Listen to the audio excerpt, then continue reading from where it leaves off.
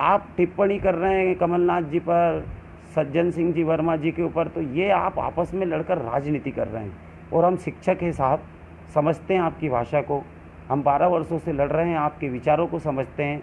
तो हमने हर तरफ से बीजेपी के लोगों को यही खबर पहुंचाई, मध्य प्रदेश शासन को यही खबर पहुंचाई कि आप एक दूसरे पर टिप्पणियां नहीं करते हुए आप मध्य प्रदेश शासन, वरना हमको लगेगा कि आप जो है राजनीति करना चाहते हैं, आप हमारा भला नहीं करना चाहते। काफ़ी दुख हुआ, लेकिन कमलनाथ जी ने इतना हमें सहारा दिया, हमने बीजेपी को टाइम दिया है। हमने मुख्यमंत्री जी से हमारी भेंट होना था, तय थी 4 बजे, लेकिन उस दिन महामहिम राज्यपाल का निधन होने के कारण वो उनके अंतिम संस्कार में चले गए, तो वो संयोगवश वो नहीं हो पाई। और अभी 10 दिन का लॉकडाउन भोपाल में लग गया। मेरी तबीयत भी बहुत अधिक ख़राब होने के कारण भी घर वालों ने नहीं जाने दे रहे थे, तो भी मैं गया उठकर और 3 दिन वहाँ पर रुका। मीडिया में डिबेट भी दी, मेरे साथ सभी साथी वहाँ पर डटे रहे, संघर्ष किया। कोरोना की महामारी काफ़ी फैली हुई है भोपाल में, लेकिन फिर भी हम लोगों ने आप सभी लोगों की चिंता करते हुए, अपनी खुद की भी चिंता करते हुए और वहाँ पर हम लोग गए। अब इतना काम हमने किया, आप लोगों को ये बताया। आप लोग से मैं ये पूछना चाहता हूँ कि अगर उपचुनाव के पूर्व जितने लोग जुड़ गए सब इस लाइव को शेयर करें, जितने लोग भी जुड़ गए सब लाइव को शेयर करें अपनी अपनी फेसबुक आईडी से। तो मैं आप लोगों से ये पूछना चाहता हूँ कि अगर उपचुनाव के पहले, अभी हमने बीजेपी को समय दे रखा है क्योंकि सरकार उनकी है, जो सरकार होती है वो देती है। अगर बीजेपी के उपचुनाव की तारीखें की घोषणा होती है, आचार संहिता लगती है, जब तक अगर हमें बीजेपी सरकार देती है तो उसमें कोई बात करने की वजह नहीं है। फिर हम खुलकर बीजेपी का समर्थन करेंगे, पुनः बीजेपी की सरकार को स्थापित करवाएंगे और बीजेपी का साथ देंगे। क्योंकि जो हमारी पेट में हमारी भूख मिटाएगा हम उसके साथ रहेंगे। लेकिन अगर बीजेपी सरकार ने उपचुनाव के पहले हमें नहीं दिया, तारीखें घोषित हो गई, सुनती रही बीजेपी सरकार कानों में रुई लगाकर, फिर हमको क्या करना है? ये आपका विचार मैं जानना चाहता हूँ। आप सब लिखते रहें फेसबुक पर, आप मेरी लाइव को शेयर करते रहें। हम बिना आपके पूछे कोई भी निर्णय नहीं लेंगे। जो लोग बीच में भ्रांतियाँ फैलाते हैं कि प्रदेश पदाधिकारी कुछ भी करते रहते हैं, मन से करते रहते हैं, वो आप लोग नहीं सुने। आप हमारी हृदय हो, आप हमारी सांसें हो, आप हमारा विश्वास हो। मध्य प्रदेश का एक एक अतिथि शिक्षक हमारा आत्मविश्वास है, हमारी ताकत है। आप लोग अगर भ्रमित हो जाएंगे, आप लोग प्रदेश के पदाधिकारियों को कुछ भी बोलने लगेंगे, आप मध्य प्रदेश के संगठनों के बारे में कुछ भी बोलने लगेंगे, तो ये समझिए कि लड़ने वाले जो भोपाल में महामारी में भी आपके लिए लड़ रहे हैं, उनकी ताकत को आप कमज़ोर कर रहे हैं, आप उनको कमज़ोर कर रहे हैं। वो कैसे लड़ेंगे? आपका विश्वास हमारी पूंजी है। मध्य प्रदेश के अतिथि शिक्षक भाइयों, विश्वास रखना सीखें। संगठन का प्रत्येक पदाधिकारी आपके लिए काम कर रहा है, संगठन का प्रत्येक पदाधिकारी अपने घर को छोड़कर आपके लिए लड़ रहा है। आप देखिए, आप ऐसी स्थिति में जहां लोग घरों से नहीं निकल रहे हैं, जहां मंत्री कोरोना पॉजिटिव निकल रहे हैं, लेकिन फिर भी हम मंत्रियों के साथ बैठ रहे हैं कि हमारे भाइयों का निराकरण हो। लेकिन आपका विश्वास हमारे ऊपर होना ज़रूरी है। तो मैं आपके विचार जानूंगा। आप लिख भी रहे हैं, मोहम्मद शहजाद जी लिख रहे हैं, भैया आप आगे बढ़ो, हम आपके साथ हैं। बिल्कुल, आप लोग शेयर कर दें, इसको शेयर करें, आप जो भी लोग जुड़ रहे हैं।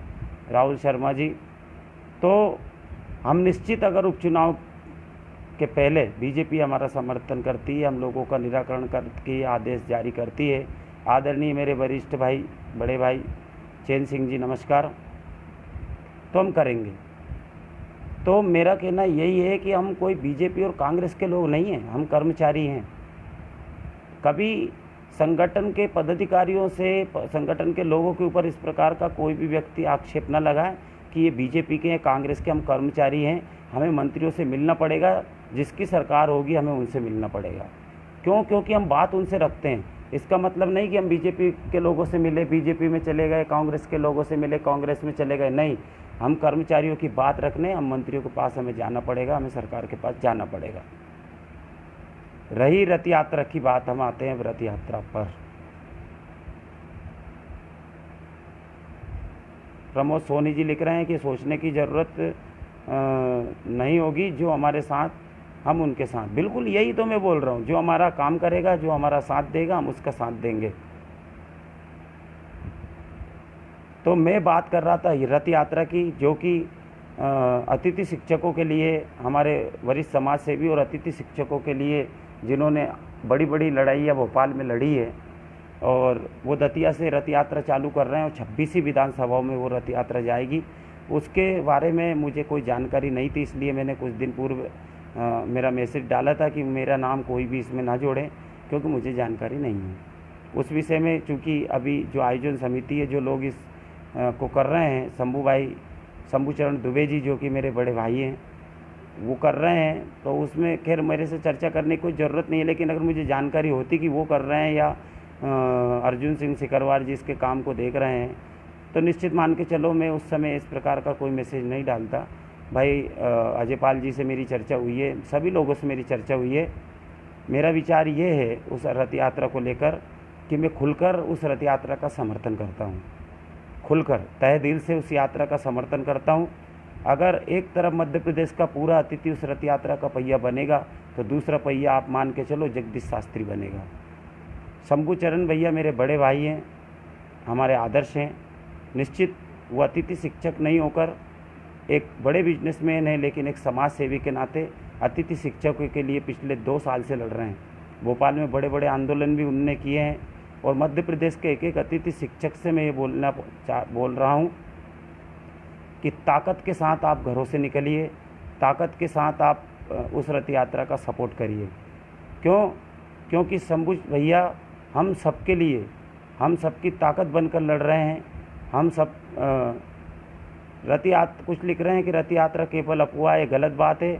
आप लोगों ने देखा होगा कि शंभू भैया ने जो कहा है वो करते हैं, और उनको कोई रोकने वाला अभी तक मध्य प्रदेश में नहीं है। इसलिए आप लोग सब तैयारी करें, मध्य प्रदेश का एक एक अतिथि शिक्षक घरों से निकले और उस रथ यात्रा में पहुँचे।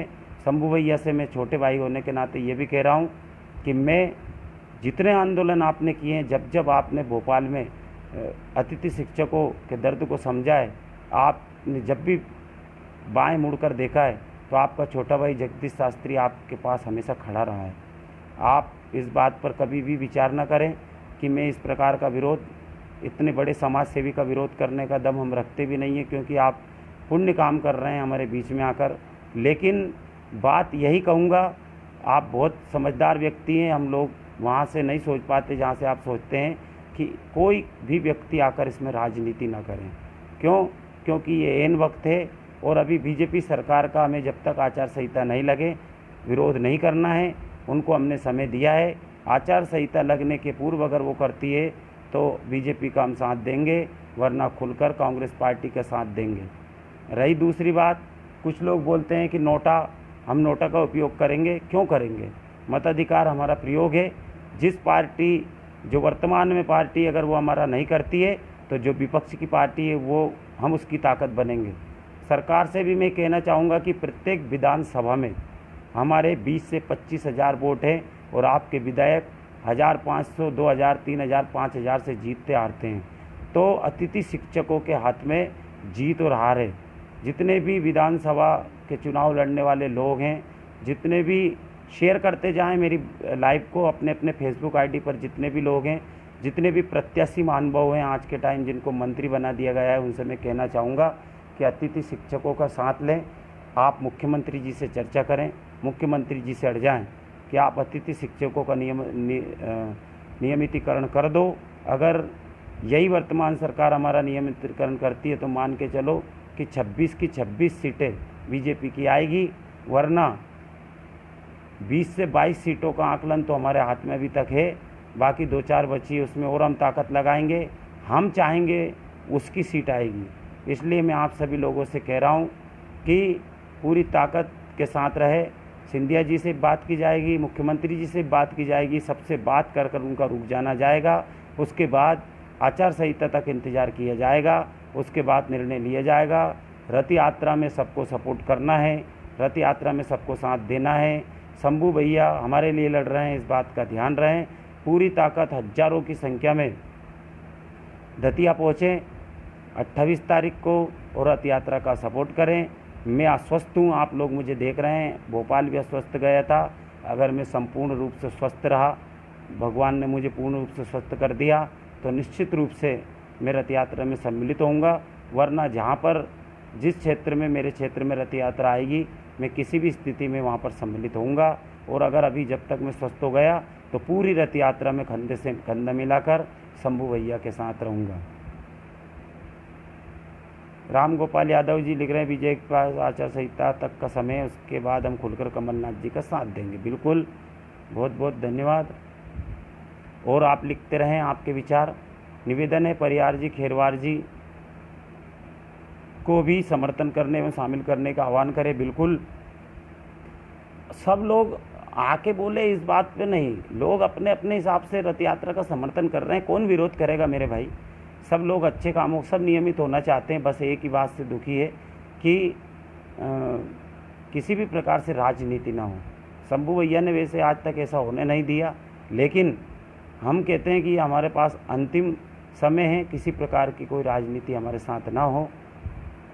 सभी लोगों से अब मैं विदा चाहूँगा। मैं अपनी बात रख चुका हूँ, और आप लोग जो भी इसके नीचे और भी लिखेंगे करेंगे। बंटी शुक्ला जी नमस्कार, दीपक शुक्ला जी। इसलिए रथ यात्रा में अधिक से अधिक लोग जुड़े और शंभू भैया का भी साथ दें, और निष्पक्ष संगठन पर, अपने पदाधिकारियों पर विश्वास रखें। धन्यवाद, नमस्कार, जय हिंद, जय भारत, जय अतिथि। धन्यवाद।